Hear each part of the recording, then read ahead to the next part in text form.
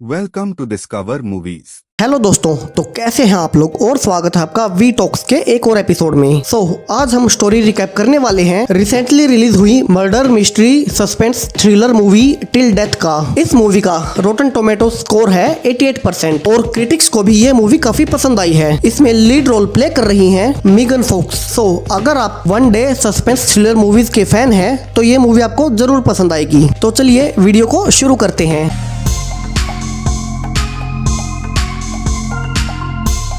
Movie की शुरुआत होती है मूवी की लीड कैरेक्टर एमा के साथ, जो कि एक अपार्टमेंट में टॉम के साथ है। दरअसल एमा की शादी मार्क, जो कि एक एडवोकेट है, उससे 10 साल पहले ही हो चुकी है, बट उनकी शादी अच्छी नहीं चल रही है और इसीलिए वो टॉम, जो कि मार्क की कंपनी में ही एक जूनियर एम्प्लॉय है, उससे अफेयर कर लेती है। बट आज वो टॉम को इस अफेयर को खत्म करने के लिए बोलती है और वो उससे कहती है कि अब वो उससे फिर कभी नहीं मिल सकती। हालांकि टॉम उसे रोकने की बहुत कोशिश करता है, बट एमा अब इस अफेयर में और नहीं रहना चाहती। इसी बीच टॉम उसे नेक्स्ट डे एक लास्ट बार मिलने को कहता है, बट वो उसके लिए भी मना कर देती है बिकॉज नेक्स्ट डे ही उसकी 10th मैरिज एनिवर्सरी थी मार्क के साथ और उसे उसके साथ डिनर पर जाना था। नेक्स्ट नाइट वो मार्क के ऑफिस में जाती है ताकि वहाँ से वो दोनों एक साथ डिनर पर निकले। बट वो मार्क के ऑफिस में अपनी खुद की रिपोर्ट फाइल देखती है जिसमें उसकी एक बहुत ही चोट लगी फोटो मौजूद होती है और उस फाइल में आर्टिकल्स को पढ़कर हमें ये पता लगता है कि 10 साल पहले बॉबी नाम के क्रिमिनल ने एमा से रॉबरी करने की कोशिश की थी, जिसमें एमा ने बॉबी की आंख में कार की चाबी मार दी थी और उसकी एक आंख खराब हो गई थी और उसके बाद से वो क्रिमिनल पिछले 10 साल से जेल में ही बंद है। बट उसकी फाइल को मार्क के ऑफिस में देखकर एमा को अजीब लगता है और वो मार्क से ये पूछती भी है कि ये फाइल उसके ऑफिस में कैसे आई। तो मार्क उसे बताता है कि उस क्रिमिनल को पैरोल मिल गई है। दरअसल मार्क एक करप्ट एडवोकेट होता है और वो पैसों के लिए पब्लिक एविडेंसेस से छेड़छाड़ करता है। अब ये क्रिमिनल वाली फाइल यहाँ पर क्या कर रही है, इसका हमें कहानी में आगे पता चलेगा। उसके बाद मार्क और एमा डिनर करने के लिए एक साथ निकल जाते हैं, जहां रेस्टोरेंट में मार्क एमा को एक बहुत ही महंगा और ब्यूटीफुल डायमंड का नेकलेस गिफ्ट करता है और उसे खुद अपने ही हाथों से पहनाता है और बदले में एमा भी उसे एक सुपर बाउल इवेंट के 2 पास देती है, जो कि मार्क वहीं रेस्टोरेंट में जानबूझकर छोड़ देता है। अब उसने ऐसा क्यों किया, इसका भी हमें आगे पता चलेगा। अब डिनर के बाद मार्क एमा को बोलता है कि वो अपनी 10th मैरिज एनिवर्सरी पर एमा को एक सरप्राइज गिफ्ट देना चाहता है और वो उसकी आंखों पर एक काली पट्टी बांध देता है और उसे अपनी गाड़ी में बैठाकर कहीं ले जाने लगता है। अब एमा को कार में बैठे हुए 1 घंटे से ऊपर हो चुका है और अब वो मार्क को बोलती है कि अब वो ये काली पट्टी और नहीं बांध सकती और जैसे ही वो काली पट्टी को हटाती है तो सामने वो लेक हाउस को देखती है। दरअसल मार्क उसे अपने पुराने लेक हाउस में लेकर आया है। ये लेक हाउस सिटी से काफी दूर है और यहाँ मीलों तक बर्फ के अलावा और कुछ भी नहीं है। जब इन दोनों की शादी हुई थी तब ये लोग अक्सर यहाँ आया करते थे और उन लोगों ने वहाँ काफी सारा अच्छा टाइम भी बिताया था। और अब मार्क एमा को बोलता है कि वो लोग अपनी 10th एनिवर्सरी यही मनाने वाले हैं।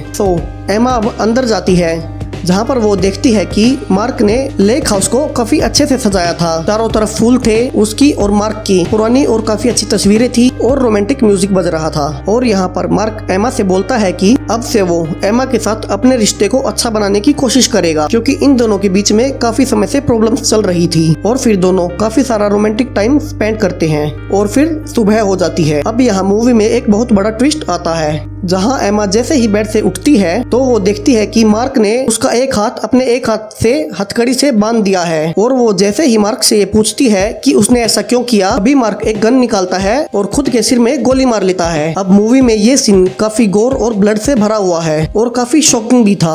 अब एमा जैसे तैसे संभलती है और उस हथकड़ी को खोलने की कोशिश करने लगती है, बट वो देखती है कि वहाँ पर कोई भी नुकीली चीज मौजूद नहीं है। वो मार्क को घसीट कर इधर से उधर कोई न कोई चीज ढूंढने की कोशिश करती है, बट वहाँ सभी ड्रॉवर सब कुछ खाली पड़ा हुआ था। यहाँ पर हमें एक तिजोरी भी रखी हुई दिखाई देती है जिसका हमें आगे पता चलेगा। अब वो बड़ी मुश्किल से मार्क की लाश को अपने साथ घसीट कर घर में इधर से उधर घूम रही होती है ताकि वो अपने आप को इस हथकड़ी से निकाल सके।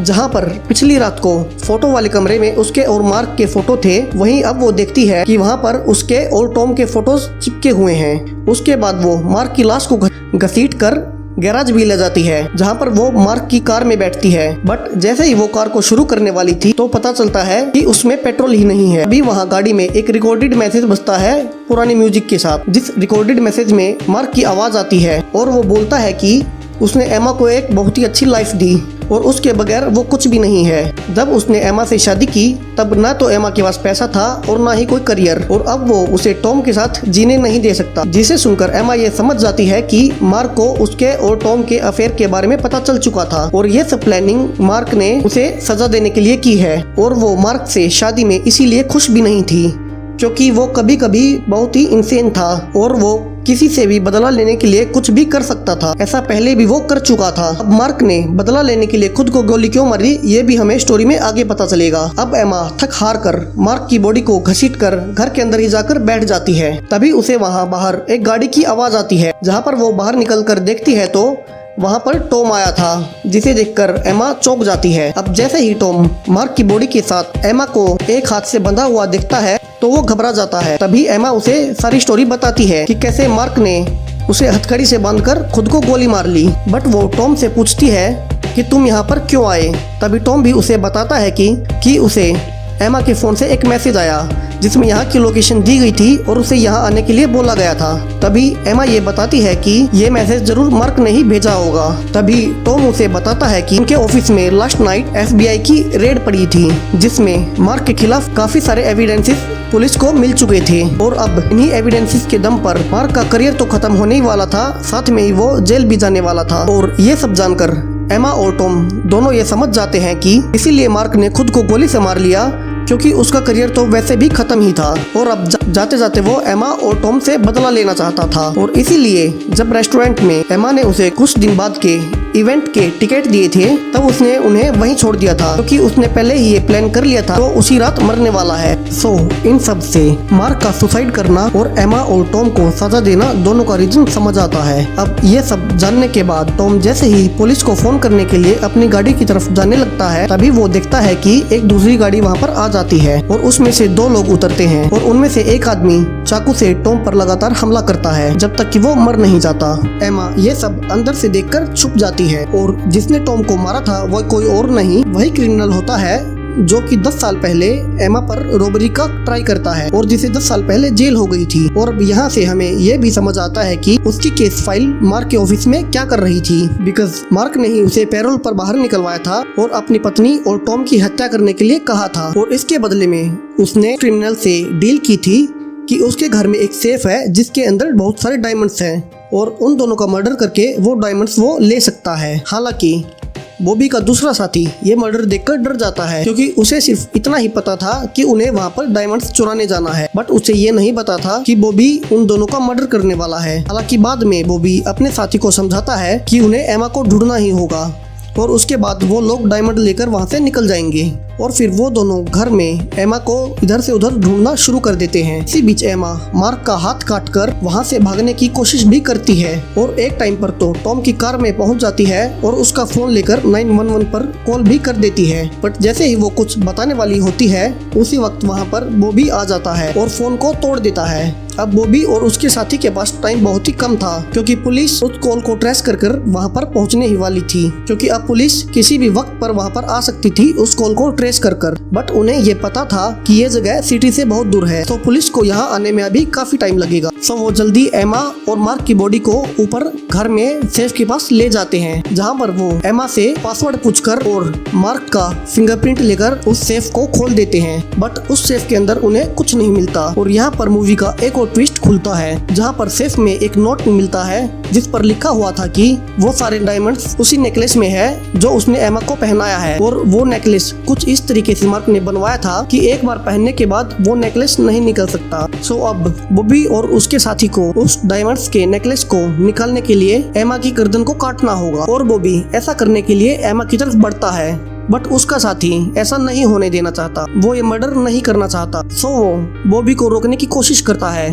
बट इसी छीना झपटी के बीच बॉबी अपने साथी को एक धक्का देता है जिससे उसके साथी के सिर के पीछे कील लगने से उसकी मौत हो जाती है। और अब ये सब देखकर बॉबी को और ज्यादा गुस्सा आने लगता है। बट इसी बीच एमा एक दूसरी हथकड़ी लेकर मार्क की डेड बॉडी से बॉबी के एक हाथ को बांध देती है और वहाँ से भागने की कोशिश करने लगती है, जहाँ बॉबी मार्क की लाश को लेकर एमा को रोकने की कोशिश करता है और उसके पीछे भागने लगता है और वो दोनों भागते भागते घर से बाहर एक बर्फीले एरिया में आ जाते हैं, जहाँ पर बहुत ही एक पतली बर्फ की चादर बिछी थी और फिर वहाँ पर उस बर्फ की पतली चादर में एक जगह पर छेद हो जाता है, जहाँ पर मार्क की लाश के साथ बॉबी भी उसके साथ बंधा हुआ नीचे खिंचता हुआ चला जाता है। बट बॉबी इस बार एमा को पकड़कर अपने साथ पानी में नीचे ले जाता है, जहाँ पर एमा उसी का चाकू लेकर उसकी दूसरी आंख में मार देती है और उस पानी में से ऊपर आ जाती है, जहाँ अब एमा बर्फ के ऊपर आकर सेफ हो चुकी है। वहीं पुलिस भी उस कॉल को ट्रेस करते हुए अब तक यहाँ पर पहुँच चुकी है और मूवी यहीं खत्म हो जाती है।